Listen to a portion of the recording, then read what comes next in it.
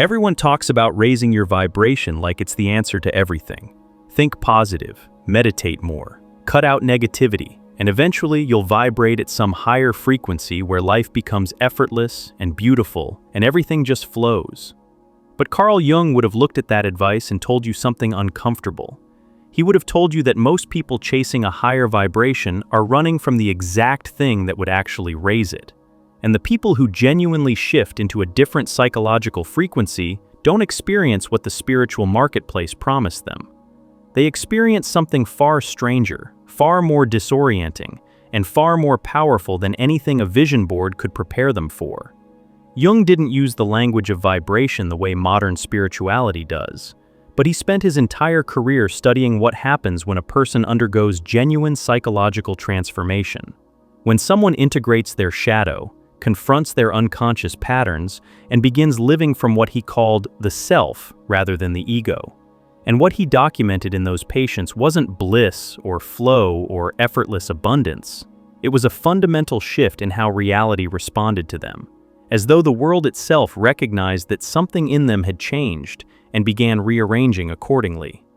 Jung called this process individuation, but the effects of it map precisely onto what people mean when they talk about unlocking a higher vibration. The difference is that Jung understood the mechanism behind it. He knew what was actually changing, why it changed, and what happened to a person's life once that shift took root. Today, I'm going to show you the 5 specific things Jung observed happening to people who genuinely underwent this transformation. Not the fantasy version being sold online, the real version. The one that includes devastation alongside liberation, loss alongside gain, and a loneliness so profound it makes you question whether the shift was worth it before you discover that it was. If you've already started feeling some of these things, what I'm about to describe will explain exactly what's happening to you and why your life looks the way it does right now. The first thing that happens once you unlock a higher vibration is that your tolerance for anything false drops to nearly zero. This doesn't happen gradually. It arrives like a switch being flipped inside your nervous system. Conversations that used to feel normal suddenly feel unbearable. Relationships that seemed fine start revealing cracks you can't unsee. Work environments you tolerated for years become suffocating overnight, and you can't explain to anyone why everything feels different because nothing external has changed. You've changed, and that internal shift has recalibrated your entire capacity for tolerating what isn't real. Jung observed this pattern consistently in patients undergoing individuation. As someone integrated their shadow and began operating from deeper psychological truth, their tolerance for inauthenticity collapsed. Not because they became judgmental, because their nervous system had been recalibrated by honesty, and dishonesty now registered as a kind of psychic friction that was physically uncomfortable to be around. Think about someone who spent years in a friendship built on mutual performance, both people playing roles, both avoiding real conversation, both maintaining the surface because the surface was easier. That friendship functioned for years because both people were operating at the same level of unconsciousness. But the moment one of them begins integrating their shadow, begins living from something more honest, that friendship starts to feel like wearing clothes 3 sizes too small. Not because the other person got worse, because the one who shifted can no longer breathe inside a dynamic built on pretense. Jung recognized this as the psyche's way of enforcing alignment. Once you've tasted psychological truth, your entire system rejects what contradicts it. You're not choosing to be intolerant. Your consciousness has reorganized around authenticity, and inauthenticity now creates a dissonance your system won't accommodate. This is why people in genuine transformation often look like they've become difficult or picky or impossible to please. They haven't become any of those things.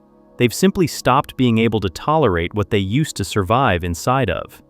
And the gap between what they can feel and what others are still performing becomes wider every day. This recalibration affects everything: how you consume media, what conversations you're willing to have, which environments you can stay in, even the food you eat, the entertainment you watch, the way you spend your time. It's as though your entire sensory system upgraded and now detects frequencies of dishonesty, misalignment, and unconsciousness that were always there, but that you were previously tuned out to. Jung would have called this the cost of consciousness. You gain clarity, but you lose the ability to participate in comforting illusions. And that trade isn't always one you'd choose if you understood the price in advance. The second thing that happens is that people begin responding to you differently, and not always in ways that feel good. This is the part nobody warns you about. When your psychological vibration genuinely shifts, you become a mirror. Not because you're trying to reflect anything back, but because your presence, your grounded authenticity, your refusal to participate in performance naturally confronts the unconsciousness in others. And most people don't want to be confronted, they want to be comfortable. Jung documented this extensively. He found that patients who'd undergone significant individuation reported a strange phenomenon. People who used to be drawn to them started pulling away, and people they'd never expected to connect with started showing up. It was as though their relational field had completely reorganized. The old connections couldn't survive the new frequency, and new connections emerged that matched it. This happens because relationships are vibrational contracts. You don't usually think of them this way, but every relationship operates at a specific psychological frequency. There's an unspoken agreement about how honest you'll be, how much shadow you'll acknowledge, how deeply you'll go. When you shift your frequency, you're violating that unspoken contract. And the other person feels it even if they can't name it. They just know something is off. You feel different to them, unpredictable, threatening, not because you've done anything wrong, but because your transformation is destabilizing the equilibrium that relationship was built on. Jung would have described this as projection withdrawal.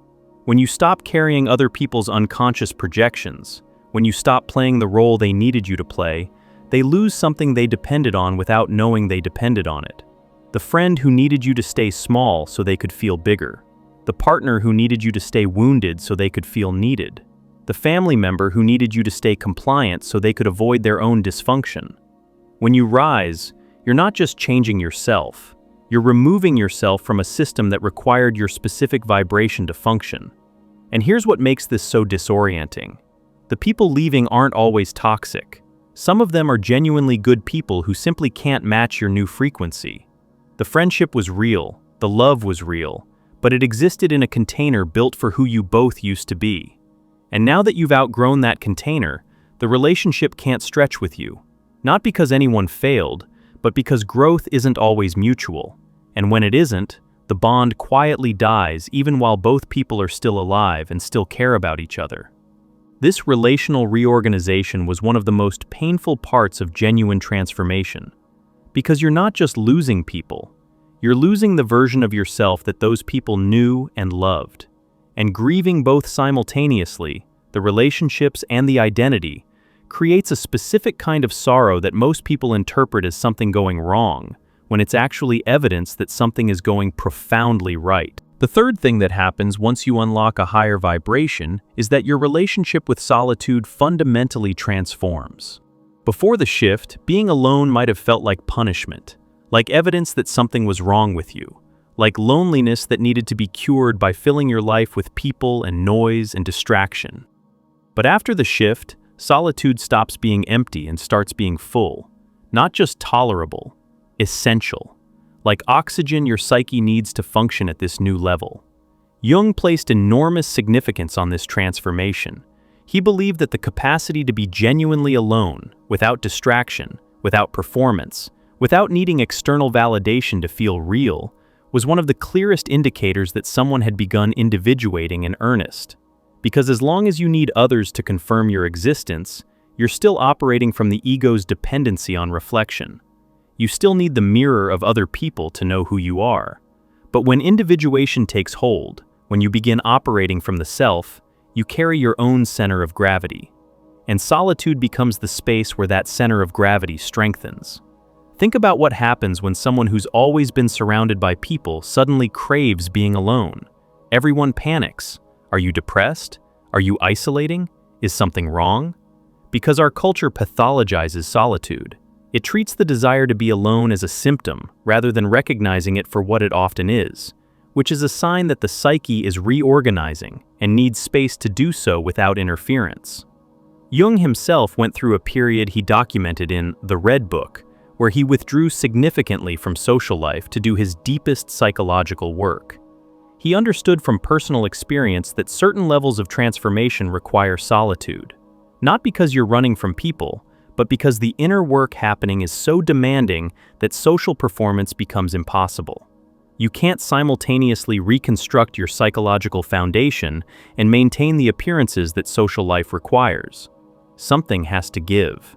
And in genuine transformation, what gives is the willingness to perform normalcy at the expense of inner truth.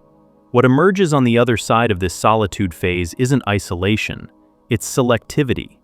You return to social life, but differently. You no longer need quantity, you need depth. You no longer seek people who make you feel less alone. You seek people who can meet you in the fullness of who you've become. And that distinction, the shift from needing company to choosing resonance, changes every relationship you'll ever have from that point forward. Jung would have recognized this as the move from persona-based relating to self-based relating. You stop connecting through masks and start connecting through truth. And truth requires far fewer people, but creates bonds that are incomparably deeper. If this is resonating with something you're living through right now, if you're in the middle of this kind of inner restructuring and looking for a way to navigate it with more clarity, our guide, True Self-Discovery, might be exactly what you need. It offers 24 practical reflection exercises rooted in Jung's teachings, designed to help you find your way within, especially during the phases where the outside world stops making sense.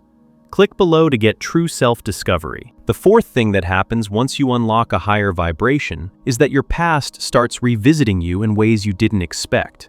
Not as flashbacks or trauma responses necessarily, but as understanding. Memories you haven't thought about in years surface with new meaning.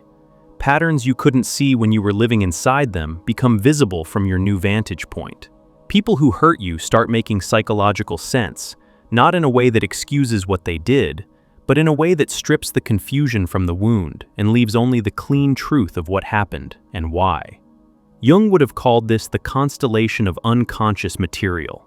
When your consciousness expands, it illuminates what was previously in shadow, and that includes your personal history. Events that were too painful to process at the time they occurred, dynamics you survived by not fully understanding, choices you made from wounds you couldn't yet name. All of it rises into awareness because your psyche has finally developed the capacity to hold what it previously had to repress. This is not a comfortable process. Imagine suddenly understanding at a visceral level why your mother was the way she was. Not an intellectual understanding, a felt understanding that moves through your body and rewrites the story you've carried for decades. You don't forgive her because someone told you forgiveness is spiritual. You arrive at something deeper than forgiveness. You arrive at comprehension. And comprehension doesn't erase the damage. It contextualizes it in a way that allows you to finally set it down. This revisitation of the past was a natural consequence of expanded consciousness. As the ego relaxes its grip and the self comes more fully online, material that was repressed begins emerging because it's safe to emerge now. The psyche trusts that you can handle what it's showing you. That's actually a sign of profound psychological strength. Your unconscious is releasing its archives because your conscious mind has proven it can integrate difficult truths without being destroyed by them. But here's the paradox. This process often looks like regression to outside observers. You're suddenly emotional about things that happened 20 years ago. You're processing childhood dynamics that everyone else seems to have moved past. You're grieving losses that aren't current. And people around you wonder why you're going backward when you're supposed to be growing. What they don't understand is that you're not going backward, you're going deeper. And depth requires revisiting what was buried, not because you're stuck in the past, but because the past still lives in you, and it needs to be met with the consciousness you now possess. Jung was clear that you cannot individuate while leaving your history unintegrated. The shadow isn't just your rejected qualities, it's your rejected experiences. The moments you couldn't feel because feeling them would have broken you. The truths you couldn't face because facing them would have meant confronting people you depended on for survival. All of that material is part of you, and a higher vibration doesn't mean rising above it. It means finally having the strength to descend into it, hold it, understand it, and integrate it so it stops running your life from the basement of your psyche. This is where transformation gets honest. It's not light and love and ascending beyond your human experience. It's sitting in a room alone at 2 in the morning, suddenly understanding why you've chosen every partner you've ever chosen, why you've tolerated what you've tolerated, why you've repeated what you've repeated. And instead of shame, you feel something closer to awe at the complexity of your own psychology, at how perfectly your defense mechanisms protected you until you were strong enough to not need them anymore, at how intelligent your unconscious has been all along, even when its strategies caused you pain. Jung believed this was one of the most sacred aspects of genuine transformation. The moment you stop fighting your history and start understanding it, the moment your past transforms from something that was done to you into something that shaped you, not because the pain was justified, but because the person who survived it is standing here now, finally conscious enough to see the whole picture. And that person, the one who can hold both the wound and the wisdom, is operating at a vibration that most people never reach, because most people are still running from the very material that would set them free if they could find the courage to face it. The fifth thing that happens once you unlock a higher vibration is perhaps the most unexpected. You stop trying to prove you've changed. This sounds simple, but it represents a seismic shift in psychological functioning. Before the transformation, there's often an obsessive need to demonstrate growth, to show people you're different now, to announce your awakening, your healing, your evolution. You want the world to see what you've become because some part of you isn't sure it's real unless others confirm it. But when your vibration genuinely shifts, that need evaporates. Not because you suppress it, but because the thing that needed external confirmation was the ego. And in genuine transformation, the ego has been decentered. It's still there, still functional, still necessary, but it's no longer running the show. The self has assumed its proper role as the organizing center of your psyche. And the self doesn't need applause. It doesn't need recognition. It doesn't need anyone else to confirm that what's happened inside you is real. Jung was fascinated by this particular shift because it was, in his observation, the most reliable indicator of genuine individuation versus performed transformation. The person who's constantly telling you about their growth usually hasn't grown as much as they think. They're still operating from an ego that needs to be seen as evolved. But the person who's quietly different, who doesn't announce it, who simply lives from a new place without making it into an identity, that person has undergone something real. Think about the difference between someone who posts about their healing journey every day and someone who just shows up to their life differently. The first person is in process, which is fine. There's nothing wrong with that. But the second person has arrived somewhere, not at a destination, because Jung was clear that individuation is lifelong, but at a place where the need to perform transformation has been replaced by the reality of living it. And living it is quiet. It doesn't look impressive from the outside. It looks like someone who's simply more present, more boundaried, more honest, more alive. The kind of change you feel rather than see. Jung would have connected this to the dissolution of the persona. The persona is the mask we show the world, and part of transformation is the shedding of masks. But people who are still mid-process often just replace one mask with another. The wounded person mask gets replaced with the healed person mask. The lost person mask gets replaced with the enlightened person mask. It's still performance, just a more spiritually sophisticated performance. When the vibration genuinely shifts, all performance drops. Not because you've mastered some technique for being authentic, but because the part of you that needed to perform has been integrated. The wound that made you need approval has been met.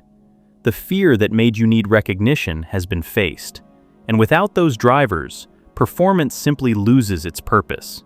You stop trying to convince anyone of anything because you're no longer trying to convince yourself. This creates a specific kind of presence that Jung noted was almost magnetic. Not because the person is trying to attract anyone, but because authenticity is so rare that when people encounter it, their unconscious recognizes it immediately. There's a gravitational quality to someone who's genuinely stopped performing, a stillness that draws certain people in and repels others. The people it draws are the ones ready for their own transformation. The ones it repels are the ones who need performance to feel safe. And this natural sorting mechanism means that the further you go into genuine transformation, the more your social world organizes itself around truth rather than comfort. Jung documented something else about this phase that's worth understanding. When you stop trying to prove you've changed, you also stop needing anyone else to change. This is enormous. Before the shift, there's often a desperate desire for others to transform alongside you. You want your parents to become conscious. You want your partner to do their shadow work. You want your friends to wake up, because their unconsciousness feels like a personal affront to your growth.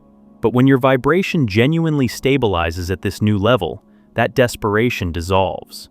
You stop needing other people to be anywhere other than where they are, not because you don't care, but because you finally separated your inner state from their outer choices. Your peace isn't contingent on their growth anymore. Your stability doesn't depend on their consciousness. You've become psychologically sovereign in a way that means other people's journeys are exactly that. Theirs. Not extensions of yours, not threats to yours. Just parallel paths that may or may not intersect with where you're going. Jung would have recognized this as one of the ultimate fruits of individuation. The capacity to be fully yourself without requiring anyone else to be anything other than who they are. That's not detachment. It's not coldness. It's the deepest form of respect for other people's autonomy. You stop trying to pull them to your frequency because you understand, finally, that consciousness cannot be imposed. It can only be lived. And the best thing you can do for everyone around you is to live yours fully without turning it into a project that includes managing theirs. What Jung ultimately understood about genuine vibrational shift is that it reorganizes everything. Your tolerance, your relationships, your relationship with solitude, your past, your need for performance. Nothing remains untouched. And the person who emerges from this reorganization isn't the enlightened being the spiritual marketplace promised. There's something more human than that, more grounded, more honest, more capable of holding paradox, sitting with discomfort, choosing truth over applause, and navigating a world that largely operates from unconsciousness without being destroyed by it or needing to fix it. This transformation doesn't make life easier. Jung never promised ease. What it makes is something harder to describe, but infinitely more valuable. It makes life real. The conversations you have are real. The connections you maintain are real. The solitude you choose is nourishing rather than desperate. The past you've integrated no longer controls you from the shadows. And the person you are, the one standing here after all of it, isn't performing wholeness. They're living it. Imperfectly, incompletely, but genuinely.